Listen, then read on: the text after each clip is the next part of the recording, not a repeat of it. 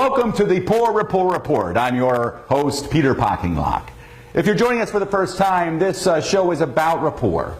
Good rapport, bad rapport, how to have good rapport with people, how to avoid poor rapport with people, how to know the difference, and of course, how to make changes to your ability to have rapport if indeed you have trouble with rapport.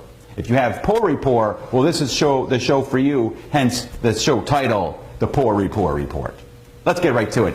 Well, we've got... Yes. Oh, okay, unfortunately, we do have breaking news.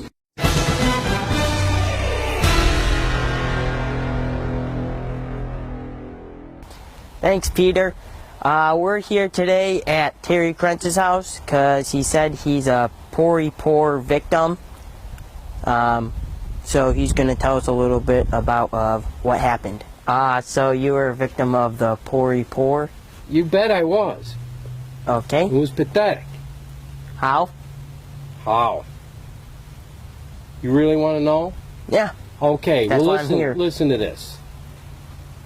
I'm going downtown, right? I got an issue with my cell phone. Okay? And I really need to get this taken care of. So I go into the cell phone store. And so I walk up to the counter and a guy comes up here, how can I help you? And I says, I'd like to see if you could check out my phone and see what kind of programs you got. Well, you need some better service? And he's hardly paying any attention to me. It was really bothering me, you know what I mean? I like to go to a place where the person on the other side is trying to kind of feel, get a feel for what I got going. So a little interest in me, you know what I'm saying? It just gets me, in a much better mood. Okay, back to you, Peter. Right now, I'm going to throw it over to my colleague, Steve Krentz, who's in the studio here. Steve, why don't you tell us a little bit more about poor rapport?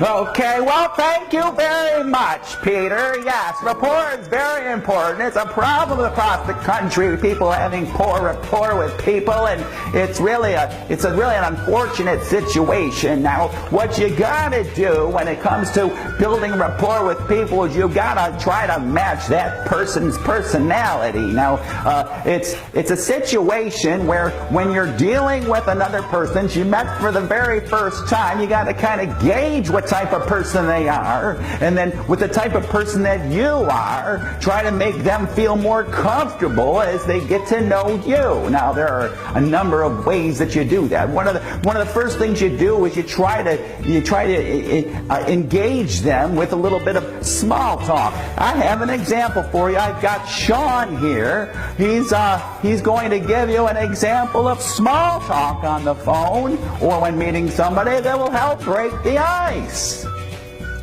So you ride horses. I ride horses too.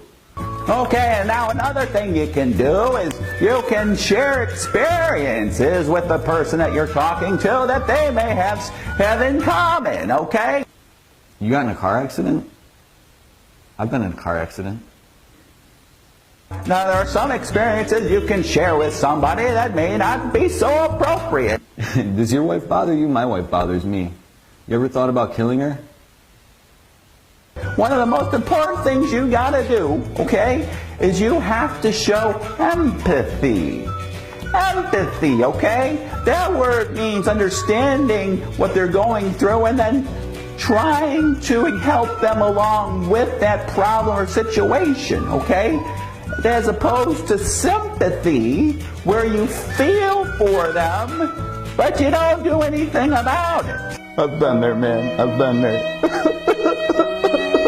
Good luck. Now, one thing you don't want to do too much of is ask them personal questions or direct questions because they might feel a little uncomfortable answering so many questions. You ever get medical treatment? For what? Where? Why? You ever have dizzy spells, nausea, vomiting, indigestion, night terrors, cold sweats, feelings of regret? Finally, there's one thing I want to share with you about building rapport, okay?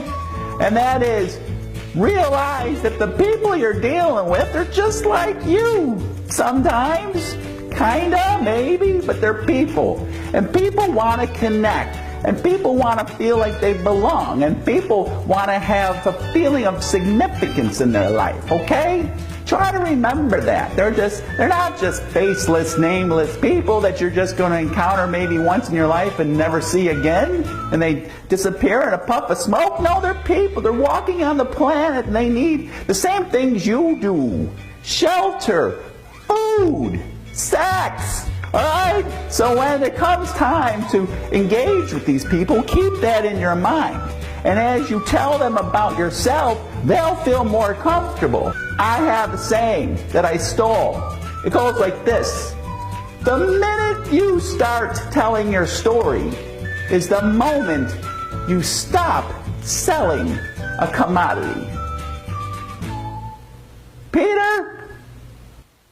All right, thank you, Steve, for that very informative and insightful and rather entertaining report on poor rapport. And we hope that this report on rapport will help prevent you from having poor rapport.